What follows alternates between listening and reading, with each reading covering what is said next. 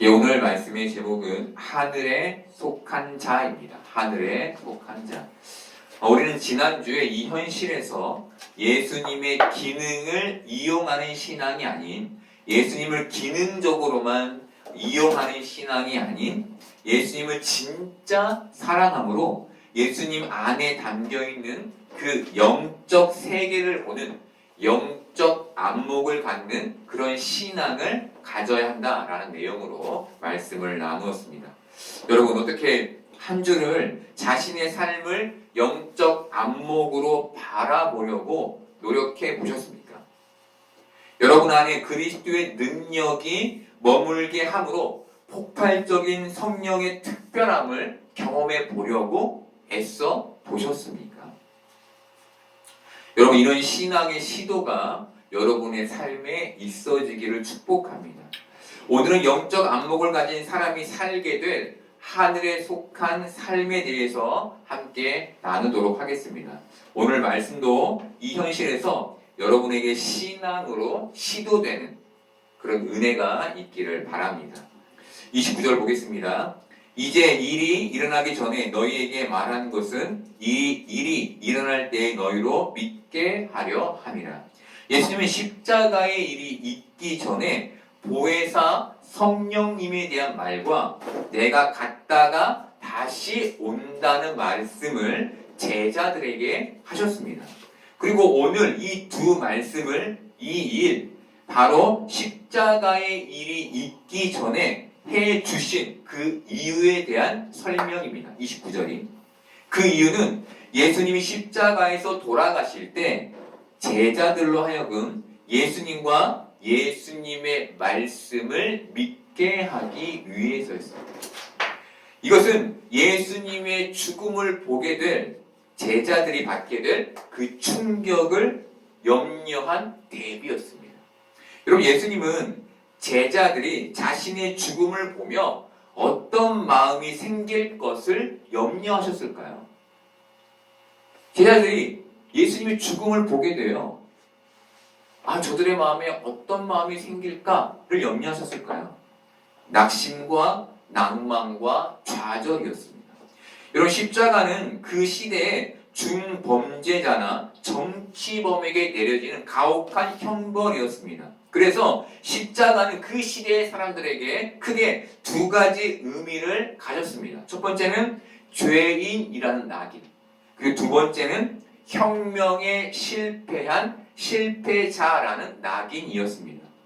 여러분, 지금 제자들의 눈앞에 3년이 넘도록 쫓았던 예수님이 십자가에 매달려 있다고 해봅시다.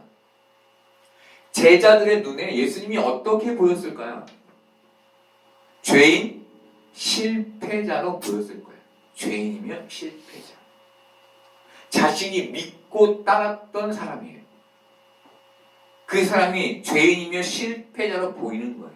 그리고 지금까지 자신이 쫓았던 그 모든 게 허망한 것이었다는 현실이 보였을 거예요. 그리고 그들의 마음에 낙심, 낭만, 좌절이 찾아왔을 겁니다. 여러분, 낙심, 낭만, 좌절은 다시 시작할 마음의 힘을 잃은 상태를 말합니다. 다시 시작할 힘이 우리에게 생겨야 하잖아요. 마음이. 다시 해보자. 그 마음을 잃은 상태를 말해요. 기대와 희망을 잃은 상태를 말합니다. 인생에 아무런 의미도 찾을 수 없는 상태를 말합니다. 최선을 다했는데 그 노력이 수포로 돌아간 망연자실한 상태를 말합니다. 예수님은 제자들이 십자가의 예수님을 보며 이런 꺾임의 상태가 될 것을 염려하신 것이죠. 제자들의 마음이 그렇게 그 기대와 소망에 부풀었던 마음이 꺾여버리는 것을 염려하시는 거예요. 여러분, 우리는 이 현실에서 우리가 기대하는 삶의 결과를 경험하지 못할 때가 많습니다. 좀 이렇게 됐으면 좋겠는데, 하나님 좀 이렇게 좀 해주세요. 그런데 그렇게 안 되는 경우가 많아요. 이처럼 신앙의 기대가 이루어지지 않는 것으로 우리는 실망할 때가 많습니다. 이것은 제자들이 예수님을 보며 가졌던 기대의 꺾임과 같은 결에 있습니다. 우리의 희망이 우리의 바람이 들어지지 않는 것이 제자들이 예수님을 바라보며 십자가 달린 예수님을 바라보며 그 마음이 꺾인 것과 결이 같은 거예요. 여러분, 예수님은 제자들의 이 꺾임을 원하지 않으셨습니다. 그래서 제자들로 믿게 하려고 보혜사 성령님에 대해서 자신이 갔다가 다시 돌아올 것에 대해서 말씀해 주신 겁니다. 여러분, 우리가 현실에서 겪는 꺾임은 우리에게 체념과 무력감을 가져옵니다. 체념과 무력감. 그리고 이것은 시간이 갈수록 우리 안에 쌓여서 부정적인 인생관으로 굳어집니다. 그래서 나이가 들수록 부정적인 사람이 많아요. 왜? 세상을 경험하며 체념과 무력감에 빠졌던 경험이 많을수록 그것이 삶에 고착되어 부정적인 사람이 되기 때문에, 쉽게 말하면 결론을 안 돼야 안 돼 라고 가져가는 사람들이 많아지는 것이죠. 그런데 우리는 꺾임이라는 현실의 그 지점에 서 있는 사람들이 아닙니다. 우리는 완전하고 영원한 영적인 지경에 서 있는 사람들이에요. 우리는 영원한 하나님의 약속이신 예수 그리스도를 믿음으로 하나님의 영원한 계획, 그 꺾임이 없는 영원한 세계에 참여하게 된 사람들입니다. 이렇게 우리는 하나님의 큰 계획에 서 있는 사람들입니다. 여러분, 하나님이 하시면 안 될 일이 없습니다. 믿으십니까? 아멘. 여러분, 하나님이 하시면 안 될 일이 없어요. 그렇다면 현실적으로 왜 안 될까요? 현실적으로 안 되는 건 안 되는 게 아니라 하나님이 하시지 않는 겁니다. 이게 우리가 보아야 할 하나님의 계획이에요. 자꾸 하나님께 원망하는 게 아니라, 불평하는 게 아니라 하나님이 막으시는구나로 이해해야 되는 거예요. 예수님은 제자들이 예수님의 죽음을 보며 꺾이지 않고 이 놀라운 하나님의 계획과 영적 지경을 보길 바라신 거예요. 영적 지경. 그 계획을 알기 바라신 겁니다. 그 믿음을 갖길 바라신 겁니다. 그래서 너희로 믿게 하려 함이라 라고 말씀하신 거예요. 너희로 믿게 하려 함이라. 여러분, 우리는 이 세상의 현실에서 믿음을 가져야 돼요. 그게 뭡니까? 하나님의 그 놀라운 계획이 있지. 지금 내 형편이 이래도 나를 향한 하나님의 크신 계획이 있지. 이 믿음인 거예요. 예수 그리스도를 믿는 내게 하나님이 그런 계획을 가지고 계시지를 이 현실의 좌절 속에서 갖는 거예요. 여러분, 우리는 이 세상의 희망에 갇힌 자들이 아닙니다. 우리는 하늘의 계획에 속한 자들이에요. 하늘의 계획에. 우리의 정체성은 이 땅에 있지 않아요. 예수님은 우리에게 바로 이 하늘을 선물해 주시기 위해 우리의 죄를 지고 십자가에 돌아가신 겁니다. 이 하늘의 선물, 하늘의 계획, 영적 안목을 우리로 갖게 하시기 위해서 십자가에 돌아가신 거예요. 여러분, 예수님은 제자들과 우리가 이 영적 세계를 보기를 바라셨습니다. 그래서 하나님께 가시며 소망의 불이신 성령님을 우리에게 보내주신 거예요. 성령님을 고아와 같이 내버려두지 않기 위해 보내주신 겁니다. 우리는 성령님을 통해 우리를 향한 하나님의 큰 계획을 보고 걸어갈 수 있게 된 거예요. 성령님을 통해. 성령님으로 인해 영적 시각을 가진 우리는 고난을 세상 사람들과 다르게 이해하게 됩니다. 그것이 무엇입니까? 불평과 짜증이 아닌 하나님을 향한 감사와 찬송으로 갖게 되는 것이죠. 여러분, 이게 신앙인의 모습인 거예요. 아, 안 되는데요. 예, 안 되죠. 안 됩니다. 하지만 우리가 하나님의 계획을 그 좌절의 시간에 보게 될 때 우리의 입술엔 반드시 감사와 찬송이 생기게 되는 거예요. 여러분, 이 세상과 다른 시각은 오직 하늘에 속한 자, 영적 안목을 가진 자, 하나님의 큰 계획을 보는 자들에게만 주어지는 축복입니다. 다시 말해 이걸 보지 못하면 우리 역시 세상 사람과 똑같은 모양과 모습으로 살게 된다는 거예요. 여러분, 하나님은 하늘에 속한 여러분에게 이 영적 안목을 주셨습니다. 누구를 통해? 성령 하나님을 통해. 그러니 이 현실을 살며 이 현실을 영적 안목으로 보는 축복이 여러분에게 있기를 바랍니다. 30절을 보겠습니다. 이후에는 내가 너희와 말을 많이 하지 아니하리니 이 세상의 임금이 오겠습니다. 그러나 그는 내게 관계할 것이 없으니. 예수님은 이제 앞서 했던 이런 말들을 많이 하지 않을 거야 라고 말씀해 주십니다. 그리고 그 이유를 이 세상의 임금이 올 것이기 때문이라고 하십니다.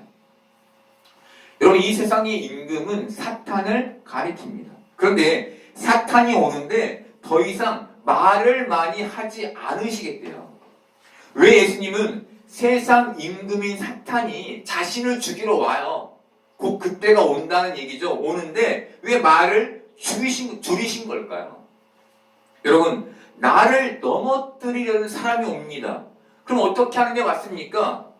더 많은 말로 나를 변호하고 방어하는 게 맞죠. 그렇죠?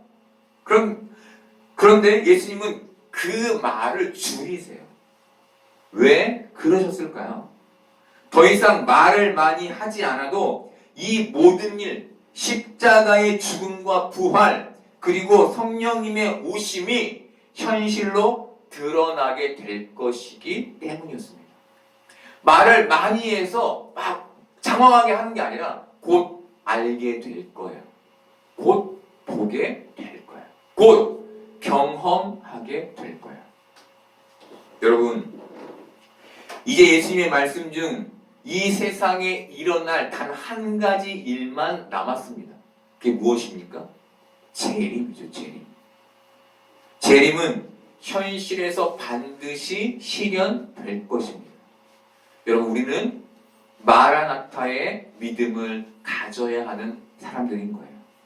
그 소망을 잃지 않고 이 땅을 살아가야 할 사람들인 거예요. 카타콤이라고 그 신앙으로 쫓기던 사람들이 모여 살던 그런 지역이 있었습니다. 그런 곳이죠. 근데 그 사람들도 고난을 받았어요. 칼에 찔리고 찢기고 죽었습니다. 신앙으로 인해. 여러분, 그들의 고난 무시무시한 고난이죠. 근데 여러분, 우리에게는 고난이 없습니까? 있죠. 그들의 고난과 같은 고난은 아니지만 우리에게도 고난이 있어요. 이 고난 언제 끝나요? 예수 그리스도께서 재림하실 때 끝나는 거예요. 우리는 그 소망을 가지고 이 땅을 살아가는 자들인 거예요. 자꾸 여러분 편하려고만 하지 마세요. 저도 편한 게 좋습니다. 재림의 예수님을 소망하며 사세요. 그래야 우리의 믿음이 꺾이지 않습니다. 여러분, 성경의 모든 말씀은 1.1핵도 없어지지 않을 겁니다. 세상의 모든 것이 사라지고 변해도 하나님의 말씀과 구원 계획은 아주 미세한 부분까지 반드시 실현될 겁니다. 여러분, 이 말씀의 실현을 믿는 하늘에 속한 사람들로 살기를 바랍니다. 그리고 그 말씀을 붙잡는 여러분 되기를 바랍니다. 여러분, 제자들의 눈앞에서 십자가의 죽음이 실제로 벌어졌습니다. 그렇게 사탄은 예수님을 십자가에 못 박았습니다. 그런데 예수님은 겟세마네 동산에서 기도하시며 하나님께 이 십자가의 죽음이 나에게서, 자신에게서 떠나가게 해달라고 기도하셨습니다. 사탄의 전략은 예수님을 십자가에 못 박는 것이었고, 예수님의 마음은 십자가의 죽음이 자신에게서 지나가는 것이었어요. 그런데 결국 어떤 일이 벌어졌습니까? 예수님이 십자가에 못 박히시는 일이 벌어졌죠. 여러분, 사탄이 승리한 겁니까? 여러분, 아니죠. 성경은 이 사건을 우리에게 이렇게 말해줍니다. 마가복음 14장 36절 보겠습니다. 이르시되 아빠 아버지여 아버지께는 모든 것이 가능하오니 이 잔을 내게서 옮기시옵소서. 그러나 나의 원대로 마시옵고 아버지의 원대로 하옵소서 하시고. 성경은 이 십자가의 사건을 하나님의 뜻이었다고 분명히 기록합니다. 십자가는 하나님의 뜻이었습니다. 하나님의 계획이었습니다. 여러분, 이 말씀이 우리에게 주는 통찰이 무엇입니까? 그것은 사탄의 행함까지도 하나님의 뜻 가운데 있다는 겁니다. 사탄보다 하나님이 크시다는 겁니다. 사탄이 연신해서 우리를 낙심시키고 좌절시키지만 하나님은 그보다 크신 그 계획을 우리에게 가지고 계시고 우리를 그 크신 계획으로 이끌어 가신다는 것이죠. 여러분, 이 하나님의 크심에 여러분 위로받는 여러분 되기를 바랍니다. 이 하나님의 크심에 힘을 얻는 여러분 되기를 바랍니다. 그렇게 하나님의 크심을 이 현실에서 묵상하며 믿음으로 믿어가는 여러분 되기를 바랍니다. 여러분, 사탄이 이 세상을 지배하고 있습니다. 사탄이 하나님과 대립하고 있는 걸까요? 대립? 하나님과 사탄이 그렇게 동등한 위치인 걸까요? 그 능력이 비슷한 걸까요? 아닙니다. 욥기 1장 9절부터 12절까지에는 이런 얘기가 써 있습니다. 사탄이 여호와께 대답하여 이르되 욥이 어찌 까닭 없이 하나님을 경외하리이까? 주께서 그와 그의 집과 그의 모든 소유물을 울타리로 두르심 때문이 아니니까. 주께서 그의 손으로 하는 바를 복되게 하사 그의 소유물이 땅에 넘치게 하셨음이니이다. 이제 주의 손을 펴서 그의 모든 소유물을 치소서. 그리하시면 틀림없이 주를 향하여 욕하지 않겠나이까. 여호와께서 사탄에게 이르시되 내가 그의 소유물을 다 내 손에 맡기노라. 다만 그의 몸에는 내 손을 대지 말지니라. 사탄이 곧 여호와 앞에서 물러가니라. 욥기는 우리에게 사탄의 일을 하나님께서 허락하셨다라고 분명하게 말해줍니다. 이 세상의 통치는 잠시 하나님이 사탄에게 허락한 것인 것뿐이에요. 사탄은 하나님의 허락하에 잠시 이 세상을 지배하고 있는 것뿐입니다. 여러분, 이것이 성경이 우리에게 말해주는 영적인 비밀인 거예요. 세상은 몰라요. 세상은 자신이 주인인 줄 알고 그렇게 돌아가는 줄 알아요. 그런데 우리는 알죠. 하나님께서 잠시 사탄에게 이 세상의 통치를 허락하셨다는 거예요. 하지만 때가 되면 그 통치를 걷어내실 거라는 거예요. 여러분, 우리는 욥처럼 이 현실에서 사탄의 시험에 승리하게 될 것입니다. 그리고 욥처럼 놀라운 회복, 천국으로의 회복을 경험하게 될 것입니다. 우리는 이 사실을 확인해야 합니다. 확신해야 합니다. 왜입니까? 이것이 하늘에 속한 우리를 향한 하나님의 계획이기 때문이죠. 성령님이 여러분에게 내주하신다면 내주하시는 모든 분들은 하나님의 인도하심을 따라 결국 승리하게 될 겁니다. 그것이 하나님의 계획이기 때문이죠. 여러분, 이 놀라운 영적 비밀을 잊지 않기를 바랍니다. 그래서 하루하루를 승리하는 하늘에 속한 여러분 되기를 바랍니다. 그런데 우리는 여기에서 한 가지 의문이 생깁니다. 그것은 왜 사탄이 예수님을 십자가에 못 박으려 했을까라는 의문입니다. 여러분, 사탄이 왜 예수님을 십자가에 못 박으려 했을까요? 만왕의 왕이신 예수님을 십자가에서 죽이면 자신이 세상의 왕이 될 수 있을 거라고 생각했기 때문입니다. 이것이 사탄의 방법이기 때문입니다. 사람들은 세상에서 왕이 되고 싶어 합니다. 그리고 왕이 되려는 시도들을 합니다. 높아지려는 시도들, 남을 다스리려는 시도들, 그 위에 올라서려는 시도들을 해요. 뭘로? 많은 돈으로, 권력으로, 힘으로. 여러분, 사람들이 이 세상에서 하는 왕이 되려는 시도들은 사탄의 방법과 똑같습니다. 사람을 속이고 착취하고 짓밟고 죽입니다. 그게 사탄의 방법이에요. 세상은 그 힘으로 굴러가죠. 여러분, 이 현실에서 모든 높음은 다 이렇게 상대를 짓밟고 죽이며 일어나요. 왜? 그게 사탄이 가진 방법이니까.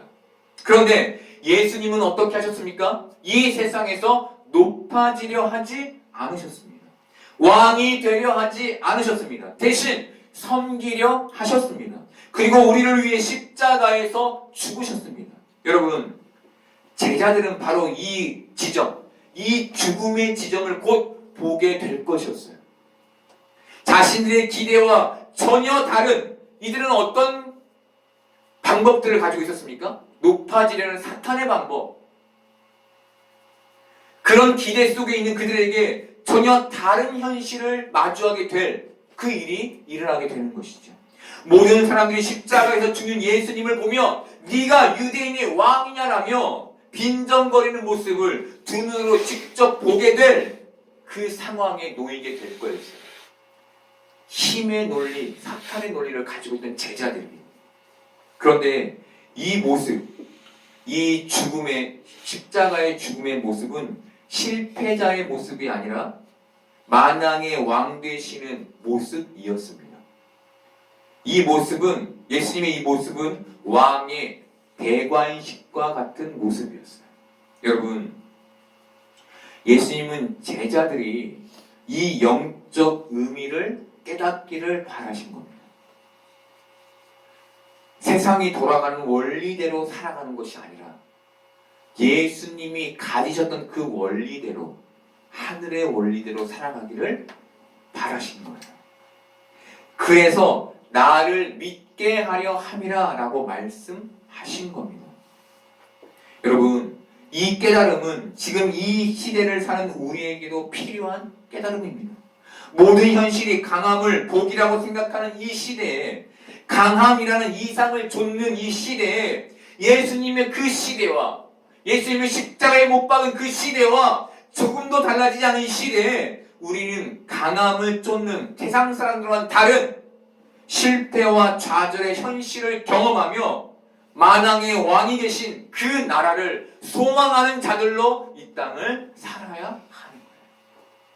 자꾸 그 고난에서 벗어나기 위해 강함을 추구하는 삶이 아니라 그걸 겪어가며 그래 이 땅이 아니라 저 하늘이 내 본향이지를 깨닫고 그곳을 소망하는 자로 살아가는 것. 이게 하늘에 속한 자들이 갖는 축복인 겁니다.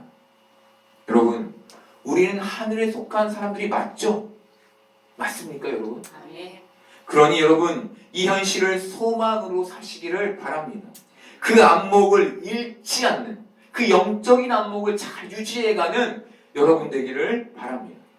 여러분, 우리가 이 현실을 살아내려면 세상을 볼 줄 아는 안목이 필요합니다. 세상을 살려면 그게 필요하죠.